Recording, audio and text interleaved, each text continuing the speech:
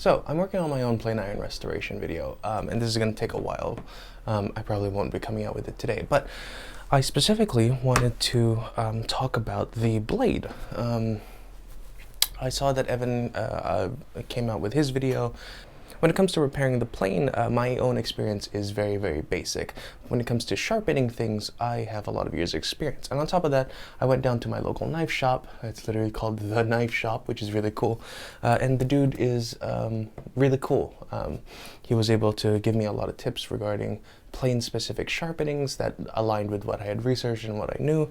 I'm going to share a lot of that with you today. So we won't be talking about the whole plane, just the plane iron, just the sharpening part. So now in Evan's video, he had spoken about how he sharpened his blade. He had most of the blade here, and then he had that bevel. And then instead of just coming to a single point, instead of coming to a single point like that, he instead created another angle here. So not just that angle, he then created another angle so that the point came down to there instead, right? So he had that secondary bevel. Actually, it's probably best to draw right angles like that. So this is theta.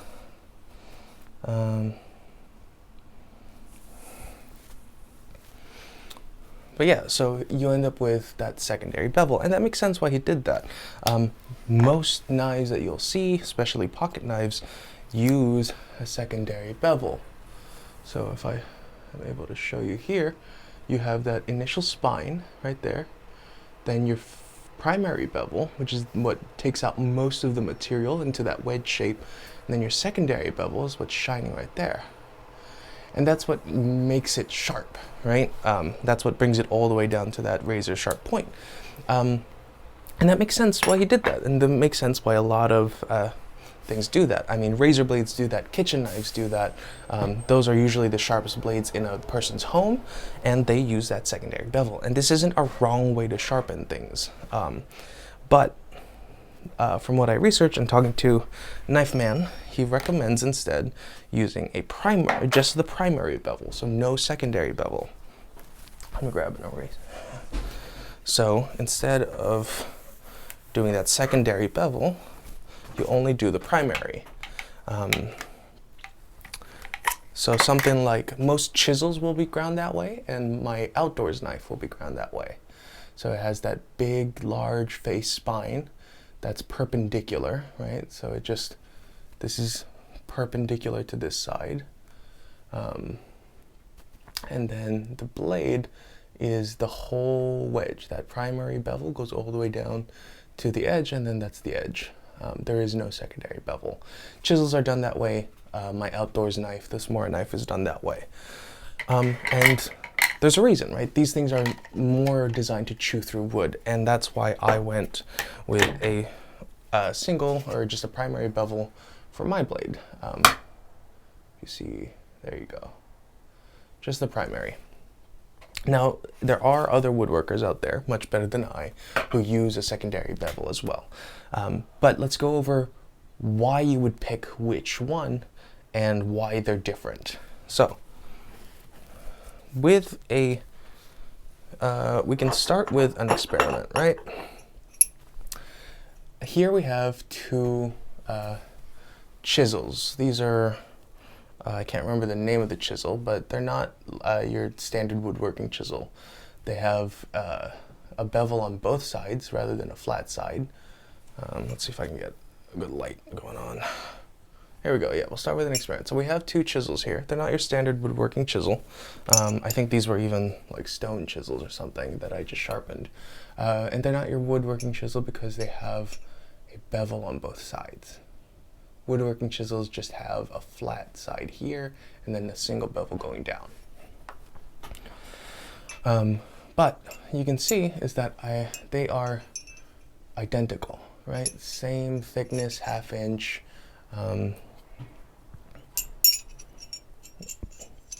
They even probably have that same primary bevel. They look damn near identical on the side too.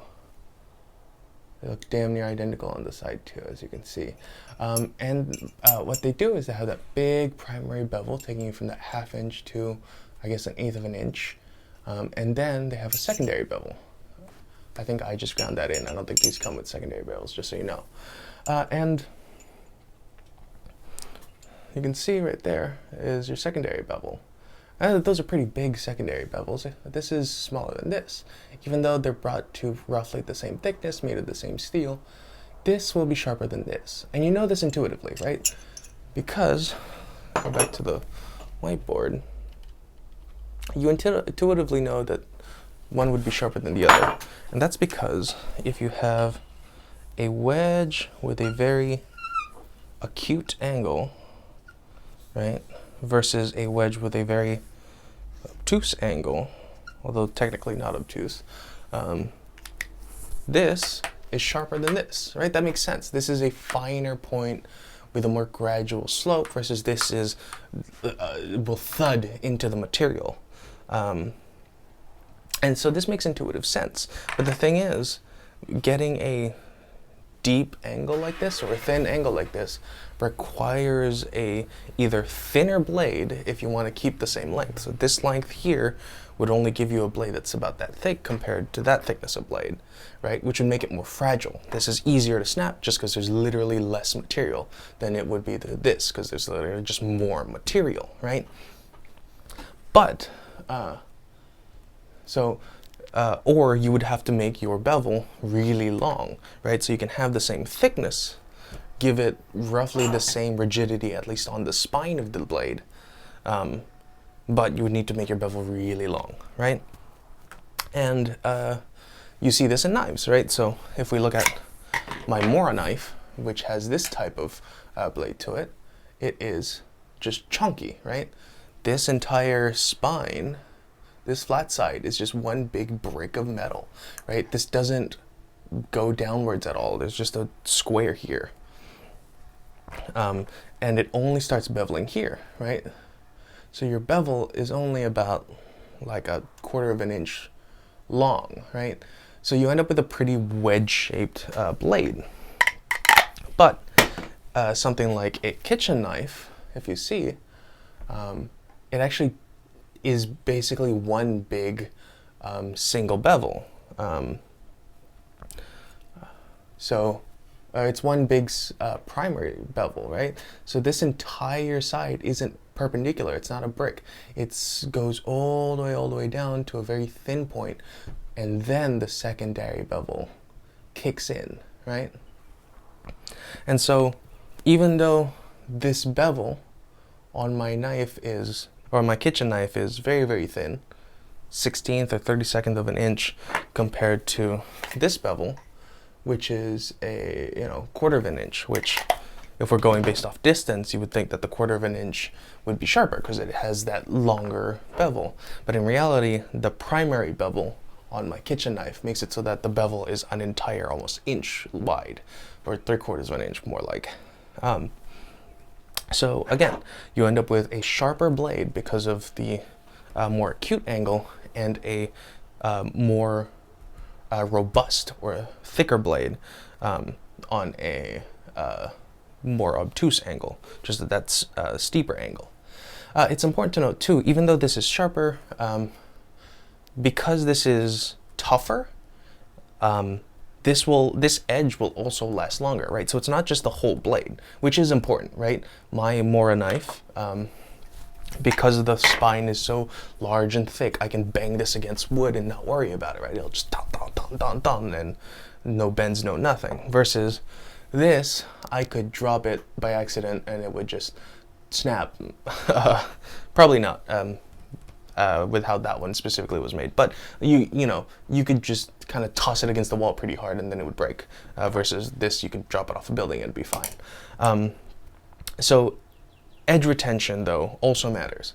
So even though this is sharper, this edge won't last as long because the forces that would require to either chip this off, break off the tip, or even just wear it down, because again, physically less material than this, this edge will last way longer than this edge will. So this matters because when we're looking at primary and secondary bevels, what's happening is when we have a primary bevel, you have this larger bevel coming in, and then the secondary bevel essentially takes the tip of your sharper angled bevel, right? You shave off that tip, and then you make an angle that's more obtuse, right? So you basically make a small version of this over here, right? And so that has the advantage of being more durable because you have that harder angle. So you end up with a thicker blade. This isn't going to snap as easy, right? Because you don't have that giant like wispy end, which, you know intuitively, less material, easy to break. So this is harder to break off. And because of that angle, it'll be longer lasting than if it were just going all the way. But it is slightly less sharper. Now, it's sounding a lot like you kind of want to do this, right? And again, it makes sense. A lot of blades do this. Let me talk about one more benefit that this has, right? This has one more benefit in that whenever you're sharpening this blade, as long as your primary bevel has some space on it, you only need to remove that much material, right? Versus if you had this entire length of blade, right, you would have to remove that much material if it, kept going, right? So when you're sharpening, because you're laying it flat against your stone, this entire side of material would get ground down. Versus if you're doing that secondary bevel, only that small piece needs to be sharpened until a certain point, right? There will come a point where you think, hey, I kind of don't like that, let me regrind this entire thing, and then put in that secondary bevel. But you have space to do it, right? And so you have a longer lasting edge that's slightly less sharp, that is more durable, and uses up less material on your blade to sharpen, right? Which is all really, really good benefits. But it does indeed have reasons not to use it, right? So let's go for it. So this edge isn't as robust as this.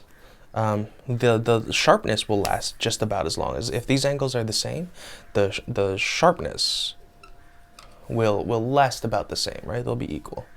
But the robustness, like how tough it is, is not equal, right? Is unequal. And that's because even though the angle is the same, this is still less material than this, right? So you end up with just a larger bevel that can be easier to break, which matters when you're trying to do things like chop through wood or hit things with it, You don't want an edge that will be easier to chip, because if you chip something, if you take a chunk out and chips, you have to just regrind this entire thing, and a lot of your benefits are just gone, right? You're gonna have to sharpen it again. The other reason why you don't want to do it is the basic reason that it is difficult to do for a beginner, at least. And even for experienced people, it's just an added step, right? Adding that secondary bevel on there is just an added step. So if you're a beginner, it can be an added step that can cause you to accidentally dull your blade, which happens all the time. If you're not keeping consistent with your angles and you're kind of rolling it a little bit as you're going in, which naturally happens for beginners, then you can end up just dulling your blade, and it's just not useful.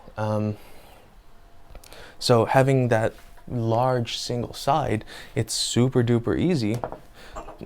Let's say I have this primary edge, it's super easy for me to just do that, right? It's now perfectly flat against my whiteboard. This takes zero effort whatsoever, Now it does consume a lot of material again. is super easy to do, right? So as a beginner, you can keep it really flat really easily. When you have all that flat material to work with, it's just super easy to keep flat. As compared to when you're doing a secondary bevel, this side is what wants to be there, but that's not your primary bevel is what wants to be flat. So you kind of have to just naturally know around where 15 degrees is or whatever your sharpening angle and just keep that consistent, right? It's really hard to feel that flat side when it's that small on a secondary bevel, right? So if you're sharpening by hand, especially in the beginning, having a large primary bevel like that is really, really nice because you can just feel where flat is, right? Bam, right there. And it's I can't quite hold it with just my finger, but it's there, right? It's super easy. I can feel it. It's not, you can feel it rocking. It's hard to see in camera, but you can just feel it that it's not flat because there's no secondary bevel there. It's just that large flat area and you can go at it. So that's why it's good for beginners. Now for experienced people, it's just one less step. These are tools. They're meant to, these things are tools. They're meant to serve you. They're supposed to do what you ask of it. And so even though it chews through a bit more material, making it easier to sharpen, easier to sharpen is really good. And I know I said it's faster to sharpen in a way because when you have that secondary bevel, it's literally like less material to take off, which makes it a bit faster to sharpen. But if you use your tool often enough, you'll come a point where you can't keep doing a second bevel. You have to just recut a new primary bevel. And if you're doing that by hand, that takes a lot of effort, especially if you've just been doing secondary, compared to just, maintenance of your primary again and again and again. You just never have to regrind your primary bevel. That's what you're doing the whole time when you're sharpening. So it's just one less step. It saves a bit of time in the short term, but not in the long term. If you're willing to use like a power tool, then yes, it will save you time. If you're willing to use a power tool to regrind that primary edge when you get to it, then it can save you time. But it's just, that's up for you. That's for you to decide, I went with a single primary edge. It'll be way easier to sharpen. It'll be easier to sharpen, easier to maintain on my end, one less step to do, and it's just my preference. You can do, again, a secondary bevel. Much better woodworkers than I do a secondary bevel on their thing, or even a back bevel, which is where they bevel it, they add another bevel on this side. Normal knives have that, obviously, right? There's a bevel on this side and a bevel on that side. That's normal knives do that, but chisels and plane irons generally don't. But this specific plane iron does. How do I put that? But some people's do it on their plane iron. You don't do it on a chisel because you want a flat reference point, but because on a plane iron you're not chiseling flat like this, the bevel is actually down, right? So you're not using this as a reference side. You're not using this as a reference side, so you can create a secondary bevel there just fine. You can do that back beveling is what they call it. But yeah, so you have choices. You can pick what you want. There are reasons to do either or. The other thing is camber. You don't need a lot. You can see reference photos online. Let's see. So if you can see, that's how much camber there is. You can see those edges, right? That's how much camber. Again, old fart who did hand tool woodworking told me that's how much, right? This is actually the number 5. I might push that further in my own time, as recommended by people on the Discord. He had mentioned that that's a thing, but he never did that. But that amount of camber is about what you want for most things, for at least your smoothing planes. So not a whole lot of camber.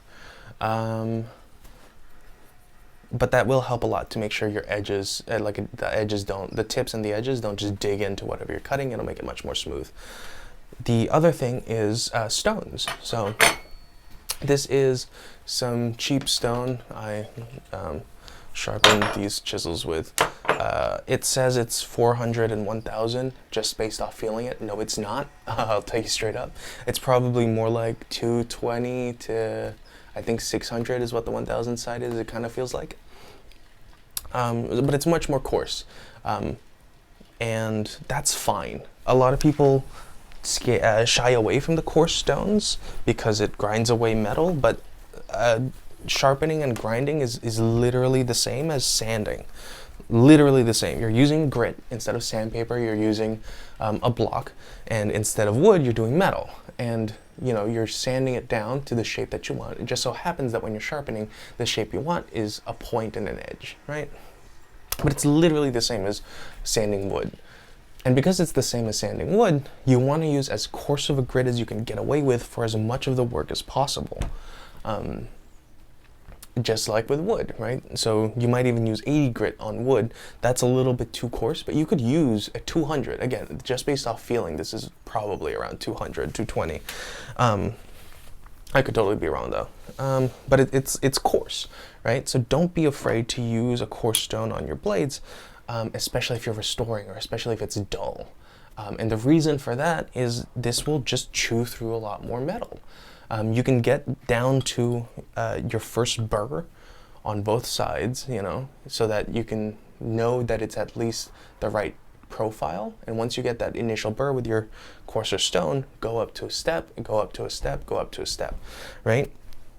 Using a 200 stone versus a 1000 stone, the amount of time to take a dull blade to a burr, which is where you're apexing,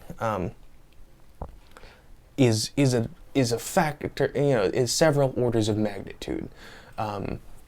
It can literally take like 5-10 seconds on a coarse stone to get to an apex on a burr if it's dull but not super duper dull, and it can take minutes on a 1000 grit stone. And especially if you're a beginner, keeping up the same edge for a long period of time, and again, doing that with a secondary bevel as well, is really difficult for minutes at a time. Even the experienced people will struggle a little bit with that. Obviously, professionals will do it for hours, especially if they're professional sharpeners and all that stuff, and there are some freaks in nature out there. But it's just really difficult to keep the exact same angle the whole way through for several minutes if you're gonna go too quickly to a higher grit stone. So don't be afraid of your low grit stones. If it's dull, just use your 200, get to a burr, apex it, get to a burr on both sides, and then go to the next stone, do the same thing, go to the next stone, do the same thing. The other thing to note is I saw him flattening his plane with his stone, especially his cheap stone. That's just not a great idea. These things are not flat. This is grit, this is like sandpaper. You can use up sandpaper, you can use this up too. And if you can see, it's kind of shiny in the middle because that's where I was sharpening things, in the middle. I tried to move around and not go to, and use up some of the edges, but these things are not flat. Even brand new ones are not that flat. At least not flat enough for planing an iron. You could probably get away with either a piece of glass is the best with sandpaper just kind of taped onto it. You can also get away with like IKEA furniture material. That stuff is usually flat enough. That's what the old guy had recommended, but he did say glass is probably flatter. But you can get away with just using the, what's it called? Yeah, you're getting away with using the IKEA furniture material. But yeah, this thing is not flat. Here's a flat edge. You can see, motherfucker ain't flat. That's light peeping through that. And this is some random stone I found in my shed, and hasn't even probably hasn't even seen that much use. Cheaper ones will also not be very flat, and ones with a lot of use won't be very flat, which is why I think you should get a diamond stone, not a whetstone or an oil stone. The reason for that is these, again, need to be maintained. They're not flat, which is fine You can sharpen things with a not flat stone. It doesn't have to be perfectly flat, but there will come a point where you need to flatten this thing, and you'll need to take some flat piece of iron, or funnily enough, a lot of people use a diamond stone to flatten their whetstones, and you got to just run it through and get it back to flat. And that's just, I don't know, for a lot of people, maintaining the tools that maintain their tools is one step too far. You should probably just get the diamond stones. They will last you just as long as this will last you, probably longer. And diamond stones don't dip. They don't wear out like this. They just lose some of their stones over time, which can cause it to, that'll make you have to replace it. And they're usually braced with iron, so they might rust over time. But I knew someone who used theirs for like 20 knives every single day. They bought like the cheap Amazon diamond stones, and they replaced it after 2 years. And that's not because it was broken or that it was used up. It's just that the diamond stones chew through material a bit faster than these. And he was, a professional, so he's like, I might as well spend the money. But 2 years of aggressive use from a chef is equal to probably about 5 or 10 years of of a normal person's use. So diamond stones are really, really nice. They last long enough. They last long enough. They don't need to be maintained too far. And they don't need soaking either.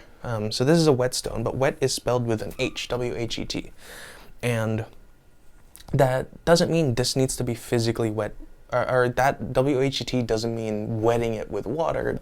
Putting some sort of medium on top of your surface so that it picks up and lifts away the like particles of metal and grit that you're taking off as you're sharpening your tools.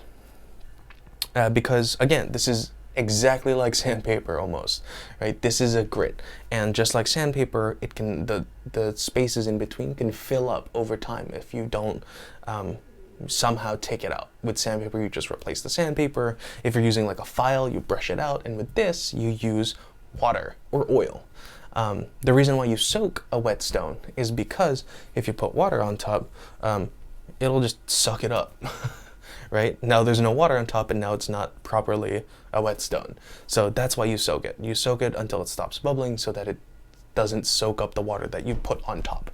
And then you can put water on top, and then that will act as a wet that will pick up the particles so that it doesn't gunk up your stone.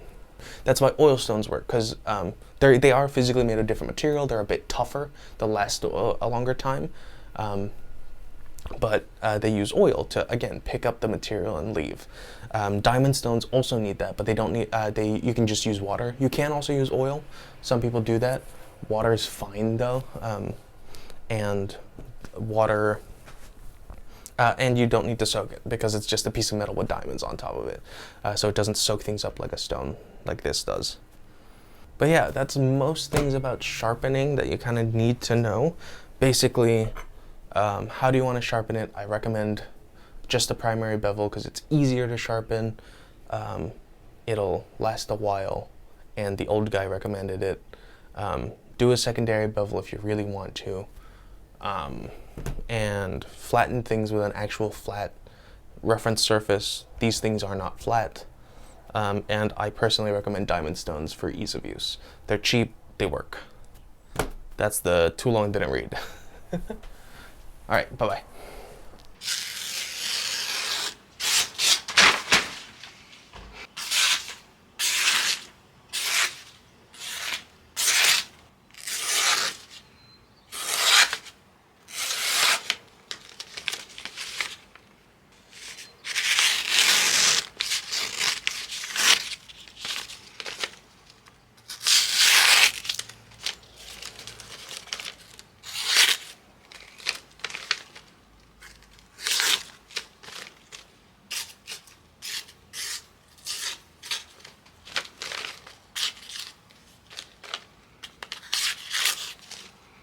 That's why I cut myself.